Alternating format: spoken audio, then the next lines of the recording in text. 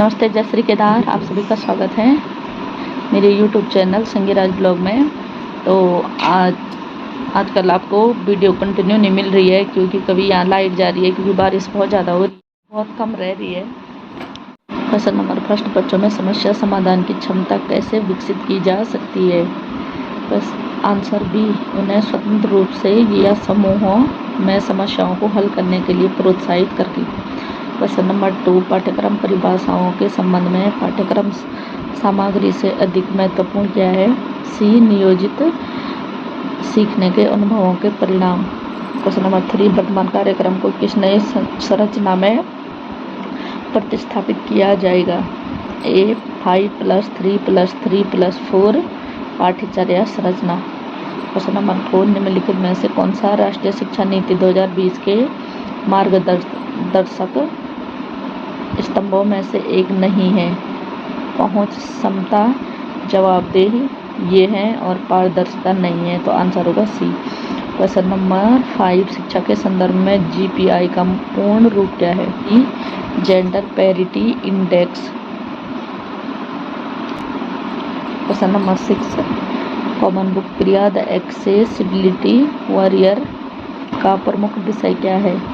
सी, एक लड़की प्रिया की कहानी जो एक एक्सेसिबिलिटी वॉरियर बनती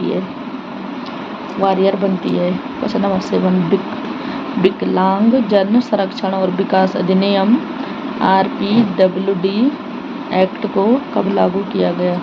वह 2016 में। क्वेश्चन नंबर 8, वार्धा शिक्षा सम्मेलन हुआ था वर्ष 1937 में। क्वेश्चन नंबर 9, शिक्षा मनुष्य में अंतर्निहित पूर्णता की अभिव्यक्ति है। यह कथन किसका है? बी, विवेकानंद का। क्वेश्चन नंबर 10, हाई स्कूल व्यक्तित्व प्रश्नावली का विकास किया है? सी, कैंटल द्वारा। क्वेश्चन नंबर 11, असंगत कथन की पहचान कीजिए। सी, विर्दित जीवन पर्यंत चलने वाली प्रक्रिया है। क्वेश्चन नंबर 12, मानव व्यवहार को स्पष्ट करने के लिए आवश्यकताओं का उत्तरोत्तर क्रम प्रस्तुत किया गया? मैस्लो द्वारा। बी, मैस्लो द्वारा। क्वेश्चन नंबर 13, किस विचारधारा के अनुसार शिक्षा के उद्देश्य सत्यम शिवम सुंदरम होने चाहिए? ए, आदर्शवादी। क्वेश्चन नंबर 14, विवेकानंद के अनुसार शिक्षा एक प्रक्रिया है? डी, बालक में विद्यमान पूर्णता की अभिव्यक्ति की। क्वेश्चन नंबर 15, भारतीय शिक्षा के इतिहास में सर्वप्रथम किस समिति ने अपव्यय एवं अवरोधन पर विचार किया? सी, हर्टाग समिति। क्वेश्चन नंबर 16, यदि कोई शिक्षक किसी छात्र की प्रत्येक चौथी अनुक्रिया पर पुनर्बलन देता है तो वह निम्नलिखित प्रकार का पुनर्बलन दे रहा है? ए, निश्चित अनुपात रूप। क्वेश्चन नंबर 17, व्यक्तिगत विभेद पाए जाते हैं? क्वेश्चन नंबर 17, व्यक्तिगत विभेद पाए जाते हैं? डी, प्रत्यक्षात्मक परिस्थितियों में। क्वेश्चन नंबर 18, प्राथमिक शिक्षा का संपूर्ण दायित्व स्थानीय संस्थाओं के हाथों में सौंप देने का सुझाव किसने दिया है? डी, हंटर आयोग। क्वेश्चन नंबर 19, कौन सी परिस्थिति सीखने की प्रक्रिया को सफलता के लिए सबसे अनिवार्य है? डी, सीखने वाले का अभिप्रेरणा स्तर। नंबर 20, बेसिक शिक्षा की मुख्य विशेषताएं? सी, स्वावलंबन की भावना विकसित करना। क्वेश्चन नंबर 21, शिक्षा को भारतीय संविधान की समवर्ती सूची में सम्मिलित किया गया वर्ष 1976। क्वेश्चन नंबर 22, परंपराओं में परिवर्तन कहलाता है? सी, सामाजिक गतिशीलता। 23, विश्वविद्यालय अनुदान आयोग की स्थापना का वर्ष है? 1953। क्वेश्चन नंबर 24, भारतीय संविधान के किस अनुच्छेद में अल्पसंख्यकों की अपनी शैक्षिक संस्थाएं स्थापित करने और संचालित करने का अधिकार दिया गया है?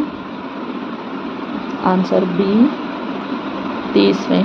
नंबर 25, निम्नलिखित में से शिक्षा आयोग 1964 से 66 द्वारा क्या प्रस्तावित नहीं किया गया था? बी, शिक्षा का निजीकरण तक। क्वेश्चन, हमारे शैक्षिक अभिवृद्धि के थे और अब है 10 क्वेश्चन रीजनिंग के। नंबर 26, एक निश्चित पूर्ण भाषा में SCHOLARSHIP को QSKETBVNLBT के रूप में लिखा जाता है, तो उसी कोड भाषा में PERSONALITY पर्सनालिटी को कैसे लिखा जाएगा? तो आंसर है ATWGQOEYMOC। नंबर 27, यदि निश्चित कोड भाषा में VTGK को EGTP के रूप में लिखा जाता है, तो ZCQO को उसी भाषा में किस प्रकार लिखा जाएगा? CAXJL। क्वेश्चन नंबर 28, यदि चंद्रमा को समुद्र कहा जाता है, समुद्र को पानी कहा जाता है, पानी को वायु कहा जाता है, वायु को सूर्य कहा जाता है और सूर्य को नदी कहा जाता है, तो हम किसमें सांस लेते हैं?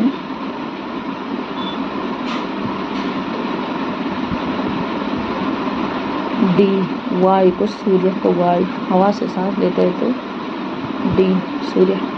क्वेश्चन नंबर 29, मोहन की बहन स्वाति तन्मय की पत्नी है। तन्मय दिशांत का भाई है। मुस्कान के बेटे अमित की एक बहन रेनू है जो दिशांत की बेटी है। रेनू की दीदी का नाम पलक है। पलक स्वाति से किस प्रकार संबंधित है? सी, सास। क्वेश्चन नंबर 30, यदि उत्तर पश्चिम बन जाए और दक्षिण पूर्व बन जाए तो पश्चिम क्या बन जाएगा?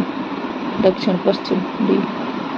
क्वेश्चन नंबर 31, दिए गए विकल्पों में से लुप्त संख्या का चयन करें। ए 412। क्वेश्चन नंबर 32, दिए गए अनुक्रम में अगला पद ज्ञात कीजिए। AMNG BLOY CAPX DJQW और क्वेश्चन मार्क। तो इसमें आंसर आएगा, तो ये सीरियल वाइज है ABCD, तो अब आएगा EIRB।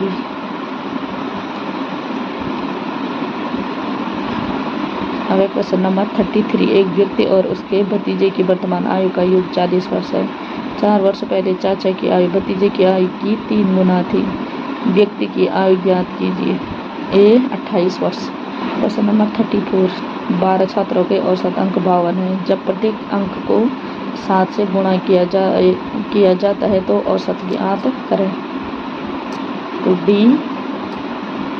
364। क्वेश्चन नंबर 35, एक संख्या का 140% क्या होगा जिसका 180% 126 है?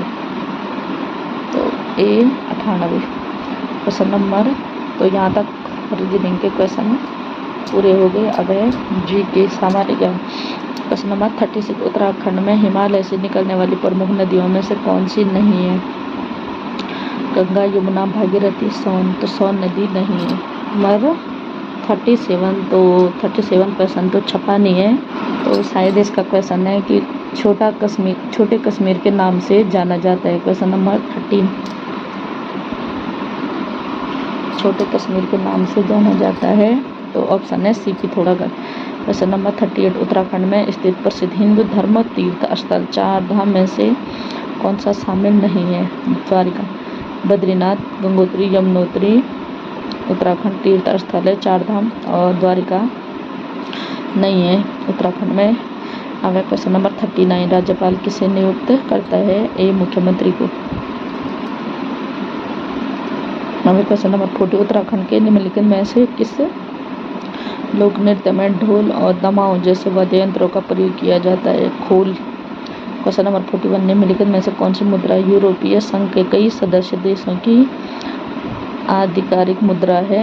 सी यूरो। क्वेश्चन नंबर 42, ओलंपिक खेलों का आयोजन किस अंतर्राष्ट्रीय खेल संस्था द्वारा किया जाता है? सी अंतर्राष्ट्रीय ओलंपिक समिति। क्वेश्चन नंबर 43, निम्नलिखित देशों में से कौन सा देश ब्रिक्स BRICS का सदस्य नहीं है? सी इटली।